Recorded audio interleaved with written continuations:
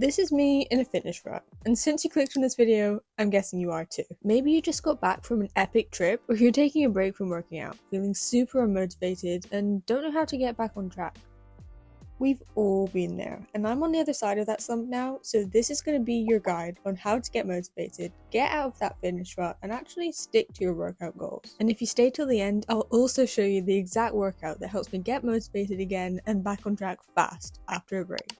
First of all, I just want to let you know that you're not alone. I've been through more fitness slumps than I can count, and I've come through the other side of every single one of them. I recently went on a really amazing trip, but as soon as I got back, I literally nosedived into one of those slumps. I was so unmotivated. I came back to rain when I'd been in the sun for a week, and I didn't even want to think about hitting the gym. Most days, to be completely honest, I didn't even want to get out of bed. Eventually, I reached the point where I just did not want to be in that slump for any longer, so I got out of it. And in this video, I'm going to show you exactly how to get back on track, how to get motivated, and actually enjoy going to the gym again. And between you and me, I'm getting way more out of my workouts now than I have in a long time. First, before we can get out of this fitness rut, we need to understand how we got here in the first place. And there are three main reasons why you might have become unmotivated. The first reason is that you took a bit of a break. Maybe you went on an amazing holiday, or you were forced to take a break because of an injury. Maybe that break was initially just going to be a couple of days, but then it turned into a week or a month or maybe even a year. And now you've lost motivation and you just really don't know how you're going to get yourself back into it. You might be surprised to hear,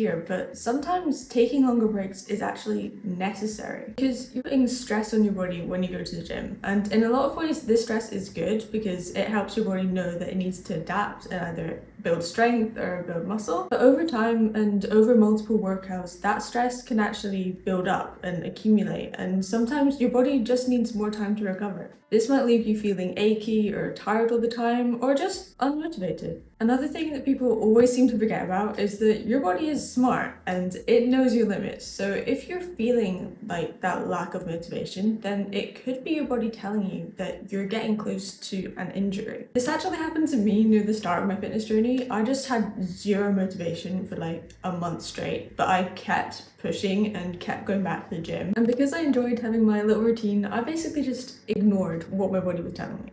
And then after about a month of ignoring the signs, I hurt my lower back and could barely walk. And that took me at the gym a lot longer than if I'd just taken a break would have in the first place. So if that doesn't convince you sometimes breaks are necessary, I don't know what will. That's why your mindset around your time off is so important, because taking time off the gym is a necessary part of your fitness journey. We're not robots and we're not going to see progress 24/7. And that's okay. You've not fallen off track. You've taken a necessary break and now you're just getting back into things. The next reason that you might be feeling unmotivated right now is because motivation is the only thing that you're relying on to get you through your workouts. I always like to think about it as motivation is what gets you started and then dedication is what keeps you going. So if you've not built that dedication yet, I think we might be onto something. Dedication or discipline is what keeps you going back to the gym even on those days when you don't feel like it. And having discipline is a skill, and it's a skill that you'll learn to build over the course of your fitness journey. Trust me, if I just relied on motivation to get me through my fitness journey,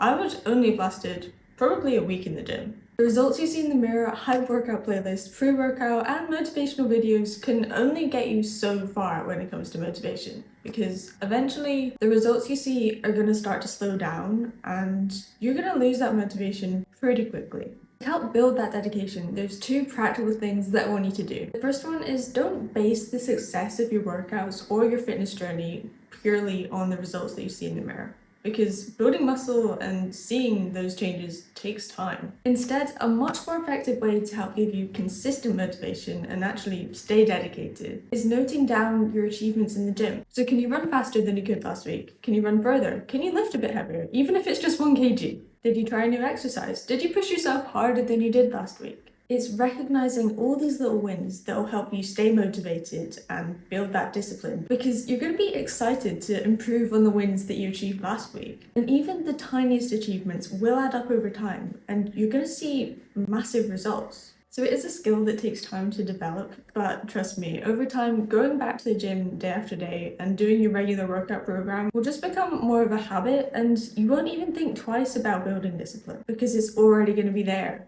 The next reason you might be feeling unmotivated right now is because you're just bored of your routine. If you've been doing the exact same workout routine or the same style of training for a few months, then it can get pretty repetitive and you might find that boring. And if you're bored of your routine, then it's no wonder that you're not feeling motivated. There are so many ways to switch up your workout routine, from switching up your training split to the actual exercises in the workouts themselves. But it's really down to you, and the most important thing is that you find a form of activity that you actually enjoy, because you're going to get the most results from that. You don't need to drastically switch up your training to something completely different for an indefinite amount of time, because if you've set a certain goal, then it's important that you're doing the right exercise to be able to achieve that goal. But even just switching up your training for a week can go so far to help you get that motivation back. You could choose to keep things fairly similar, but go for exercises that are either more explosive or more functional exercises like sled push. But if you do want to do something completely different, you could do stuff like sprints, you could take your workouts outside the gym for a week, you could try calisthenics, you could go cycling. There's a whole lot you can do to switch up your routine, and it doesn't have to be forever. But a lot of the time it can be a really good reset and sort of primes you to go and smash those workouts when you get back into your regular training style. If you have no idea where to start with switching up your training, I know I certainly didn't when I started my fitness journey. And I've got a bunch of different workout splits with the exercises, sets and reps all included that you can download for free in the description. But if you really don't want to switch up your training right now and it's just a bit too much mental effort, then a good way to help you stop feeling so bored in your workouts is to make hype workout playlists. I don't know about you, but when I've got my playlist and my music blasting in my headphones, I get completely in the zone in my workouts and the time just flies by. It's honestly such a vibe sometimes.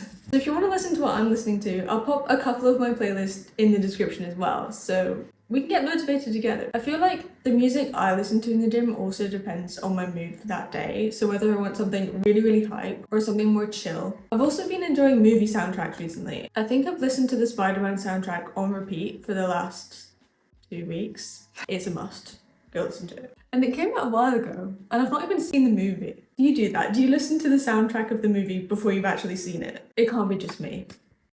My phone died, but like I said, the hardest part is just getting your butt in the gym after you've had a bit of a longer break. So now it's time for you to go get ready, get some cute workout clothes on so you feel like the strong girly that you are, get those tunes blasting in your headphones, and let's hit the gym. You have absolutely got this, girl. That being said, it's important to note that you want to be a little bit careful when you're first getting back into the gym, because you don't want to go completely all out on your first workout back and then be too sore to do any other workouts for the next 2 weeks. We got to take our time with these things. So I wanted to show you the workout routine that I like to do when I'm first getting back into the gym, and if you actually try this workout, then tag me on Instagram, because you guys know I love to hype you up. So let's go work out. First, as always, we're going to do our pre-workout routine just to get us super energized and hyped for our workout. Let me know if you want more details on the best pre-workout routine, because I'm more than happy to do another video for you. By the way, the whole workout's going to be listed in the description, so you can just take a screenshot and take it with you to the gym. Before I work out, I always start off with some dynamic stretching. I also like using bands to help warm my shoulders up, especially since today's workout is going to be an upper body and ab workout. So before we lift some weights, I like to do a little 5 minutes on the treadmill or the elliptical, just so that we can get the blood flowing and really make sure that we're completely warmed up for a workout. So many people sleep on their warm-ups, but it's especially important when we're just getting back into the gym, because we don't want to get injured. Once we're all warmed up, we're going to go straight into the workout. So we're starting off with seated shoulder press. For most of the exercises in this workout, I'm going to be using lighter weights than I usually would, because we don't just want to jump straight back into the really heavy weights. We want to focus on our form and then gradually build back up to what we were lifting before.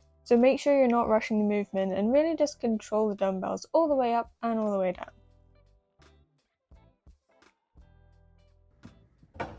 Next, we're going to go into some pull-ups, and don't freak out if you've not got your first pull-up yet, because I'm going to do some different variations as I'm just getting back into working out. For the first set, I just did as many unassisted pull-ups as I could do, and to be honest, it was only about 4, because I'm bulking at the moment and I've not done pull-ups in a minute. For my last 2 sets, I used a band to give me a bit more assistance, and you just loop it through itself and this will hold it in place. You do want to be slightly cautious when you're kneeling in and out of the band though, because I have been in the position where it's literally pinged back and hit me in the face. So don't do that. But if you don't have bands around, then you can also use the assisted pull-up machine. And this is so good for helping you to actually focus on your actual back muscles. And to be completely honest, I personally think this is one of the most underrated machines in the gym. I'm absolutely sweating. Next we have quite possibly the most humbling exercise in the gym, and it's dumbbell lateral raises. You want to pick a really light weight for this one, trust me, and focus on pushing the dumbbells outwards away from you rather than pulling them upwards. You can also do these seated, which helps reduce some of the momentum, but this one is going to be hard. I mean, that face says it all. Next we have reverse facing cable curls, which I really like because it gives you a bigger stretch on your biceps. For this one, you want to try and keep your elbows as still as possible, and the main movement should be coming from the lower part of your arm. My elbows were sort of drifting a bit in this set, but it's because I picked a heavier weight than I thought it actually was. Now we're going to switch to a rope attachment and finish off the upper body part of our workout with overhead tricep extensions. I like to set the cable machine to about waist height, so it makes it a whole lot easier to get the cable in position in the first place, as well as being easier to get it out of that position at the end of your set. No one ever shows you how to do this either, but I just put it down over one shoulder. Now for the abs portion of our workout, we're going to do a little superset. First, we're starting off with leg raises. You can either do hanging leg raises like this, or you can use the elbow rest, which means that you won't have to rely as much on your grip strength. Next, we're going to go straight into knee tucks, and I like to do this with a little bit of a deficit because it means I get a slightly bigger range of motion. And if you're feeling extra spicy, finish off with a hold for as long as you can. And then you're going to repeat that superset 2 more times. And yay, you finished the workout! I'm so proud of you guys, so make sure you subscribe, and I'll see you in the next one.